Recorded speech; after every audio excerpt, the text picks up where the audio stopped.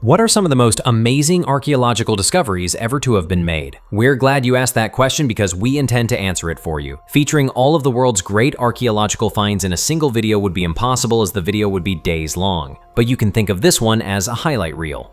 If you love archaeological discoveries and mysterious finds, you're in the right place. Subscribe to Refugeus TV. Let's go.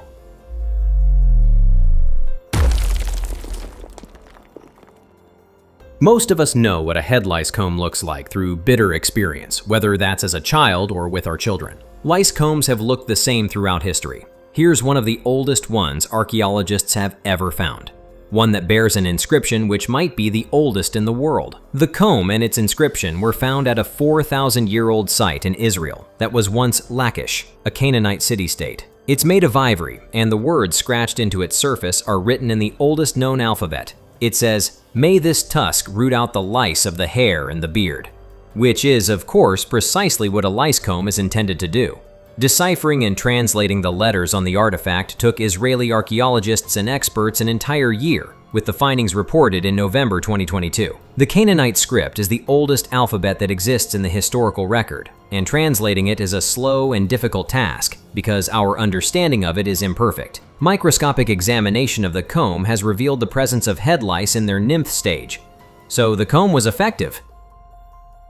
Some archaeological discoveries have been made more than once. Take the Huaca Pintada fresco in northern Peru, for example. It was first discovered more than a century ago, and photographs of it were taken. But those responsible for the initial discovery didn't do a great job of documenting precisely where they'd found it. As a result of their poor record keeping, the fresco was lost again, and wasn't rediscovered until late 2022. Fortunately, the fresco doesn't seem to have suffered in its century out of the public eye, and is still in excellent condition. According to the Swiss archaeologist Sam Gavami, it's more than 1,000 years old and has a composition unlike any other pre-Hispanic mural ever found in Peru. The Huaca Pintada fresco is so named because it's part of the Huaca Pintada temple, which is thought to have been created by the Moche civilization that lived in this part of Peru between the 1st and 8th centuries. They're known to have worshipped the moon, but based on the images that make up the mural, it seems they may also have worshipped a bird-like deity.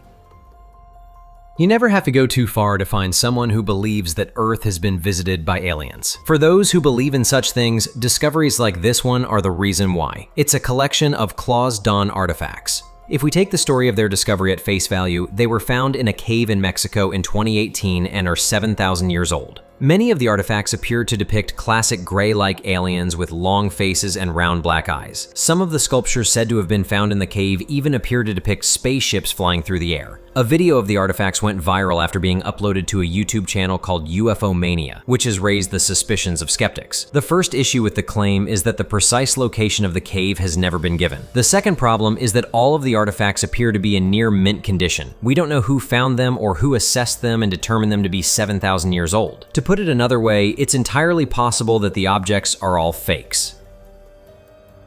Tattoos are very fashionable at the moment, but there's nothing new about them. Humans have been tattooing themselves and each other for thousands of years. Historians have wondered for a long time why so many ancient Egyptian women had tattoos, but a new theory emerged in November 2022. Experts now think that the tattoos were meant as a form of magical protection during pregnancy, childbirth, and the postpartum period. These tattoos were worn on the lower backs of women, similarly to what we saw in the so-called tramp stamp tattoo craze of the early 21st century. The conclusion has been reached after the study of 6 ancient Egyptian mummies who were buried 3,000 years ago in Deir el-Medina, all of whom were confirmed to have given birth during their lives. The best preserved of the tattoos features a depiction of the deity Bes, protector of women and children, and a bull that might have been intended to symbolize ritual purification. One of the other women also had a tattoo of a zigzag pattern representing a marsh. It's known that Egyptian women use the cooling waters of marshes to alleviate the pains associated with childbirth. The passing of a child is always a tragedy and has been such since the dawn of human civilization. There's evidence of that in this Stone Age child burial, which was discovered in Majunsu, Finland in November 2022. When this child was laid to rest around 8,000 years ago, they were buried wrapped in fur and plants on a bed made of bird feathers. Microscopic fragments of all of those materials were identified within the burial at the time of the discovery. Experts were able to locate the grave because of its intense red ochre shade. Red ochre was used in rock art and human burials all over the world in prehistoric times, and experts have never known why. Little remains of the grave's human occupant other than a few teeth, from which we can say that they were between 3 and 10 years old when they passed away. The feather fragments recovered from their grave, though, are the oldest ever found in Finland. The animal that the fur came from is yet to be identified, but it's most likely a dog or a wolf.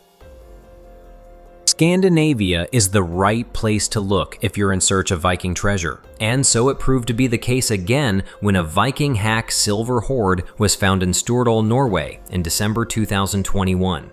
There are 46 individual artifacts in the hoard, all of which are silver, but only 2 of which are entirely intact. The rest of them have been deliberately broken into pieces. Before that happened, they were coins, necklaces, chains, wires, and bracelets.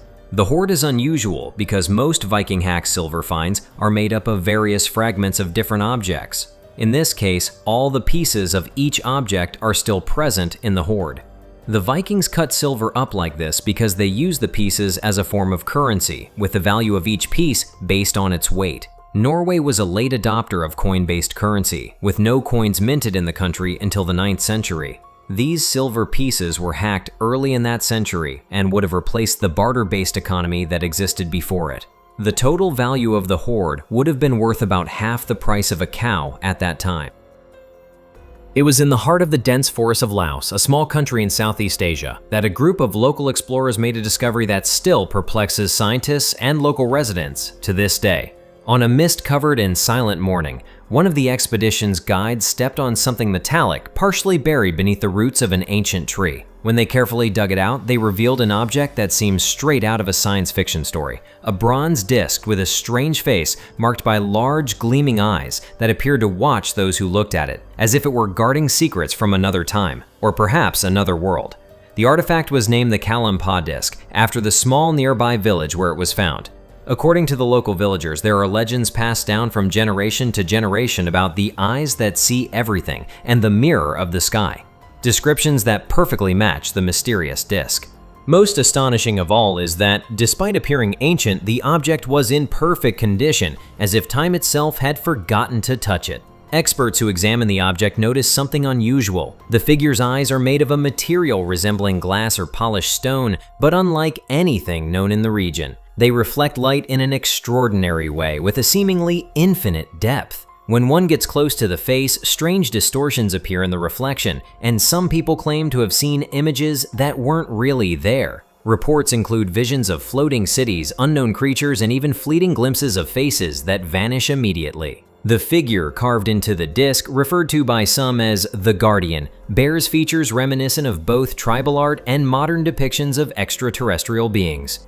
Its head is elongated, the eyes are oval and take up most of the face, and a triangular symbol is engraved at the top of its forehead. Around the edge of the disc are geometric inscriptions that have yet to be deciphered, though scholars believe they might represent a language or some kind of symbolic code. The origin of the Kalmpa disc remains a mystery. There are many theories. Some claim it belonged to a lost civilization that made contact with beings from other planets. Others believe it is a ritual object from a people who understood phenomena we are only now beginning to grasp. There are even those who think the disc is a kind of ancient technological artifact, a window to other worlds, or perhaps a tool for interdimensional communication. Since its discovery, the Kalmpa disc has been kept in a small room at the National Museum in Vientiane, the capital of Laos, where it attracts thousands of visitors each year. People travel from all over the world just to see it up close, and many leave with stories to tell. A Japanese visitor reported that after staring at the disc for a few minutes, he experienced a powerful sense of déjà vu and heard a soft voice speaking in an unknown language echoing in his mind. Others say their dreams completely changed after the visit, filled with glowing figures and places they had never seen before. Whether it's just an ancient artifact or something far beyond our understanding, the Kalmpa disc continues to intrigue. And as long as there are no definitive answers, it remains a reminder that there is still much in the world, and perhaps beyond it, that we do not yet comprehend. You may have heard people ask who the first person to milk a cow was and what they thought they were doing. We'll never know who that person was or what their motivations were, but we're getting closer to finding out when and where it happened. In October 2022, scientists confidently announced that they'd identified the earliest use of milk in prehistoric Europe. They believe that farmers began using milk at a site called Enchichime in Alsace, France, approximately 7,400 years ago. The age and location come from the identification of traces of dairy fat on the walls of pottery vessels recovered from the area. The farmers would have belonged to the linear Bon-Ceramic culture, and it appears that they may have used milk on an industrial scale. Traces of the liquid have been found in more than 4,300 vessels, not only at Enchichime, but at 70 other known settlements belonging to the mysterious culture. The traces at the Enchichime site remain the oldest though, suggesting that the discovery of the potential of milk happened here before the information was relayed to the culture's other sites. In 1440, a ship called the Skafto picked up cargo in Gdansk, Poland, and set off for Belgium. It never made it to its destination. We'll never know why it sank, but it went down close to the Lice archipelago. The wreck, or to be more accurate, its cargo, has recently been studied by experts from the University of Gothenburg in Sweden. In doing so, the experts have discovered that there was quicklime on board. It wasn't previously known that this material was exported from Gotland during the 15th century. Other materials aboard the sunken vessel include tar, bricks, roof tiles, oak timber, and copper. In other words, it seems that the Skafto was transporting vast quantities of building materials from one place to another. Scientific analysis of the copper reveals that it was minted in what's now Slovakia, but that the bricks and timber almost certainly came from Poland. This might confirm medieval sources, which say that Slovakian mines shipped their produce to Gdansk via the rivers of the Carpathian Mountains, which was previously believed to be too hazardous and impractical to be true. The yellow brick road isn't real. Or is it? Here's a yellow brick road that exists not in Kansas or Oz, but deep below the sea on a ridge close to the Hawaiian Islands. This road, which looks artificial in nature, was found by a deep-sea exploration vessel called Nautilus as it explored the Liliuokalani Ridge in April 2022. The ridge is part of the Papahanaumokia Marine National Monument, which is one of the world's largest marine conservation areas and covers a larger area than every national park in the United States of America combined. The so-called road seen in this footage looks dry, but it's actually more than 10,000 feet below sea level. The yellow brick road is what the team behind the Nautilus project has nicknamed their discovery. But some fringe theorists speculate that it could be the road to Atlantis. A more rational mind might suggest that the surface of this old lake bed has been fractured by heating stress caused by volcanic activity, but that would just spoil the fun. The rectangular blocks that make up the road certainly look like bricks and are a reminder that nature can sometimes make very familiar patterns. Egyptian burials containing elite members of the ancient civilization are known to contain some of the most exquisite and enigmatic grave goods in the world. Archaeologists in Egypt are used to seeing exotic goods in the tombs they open.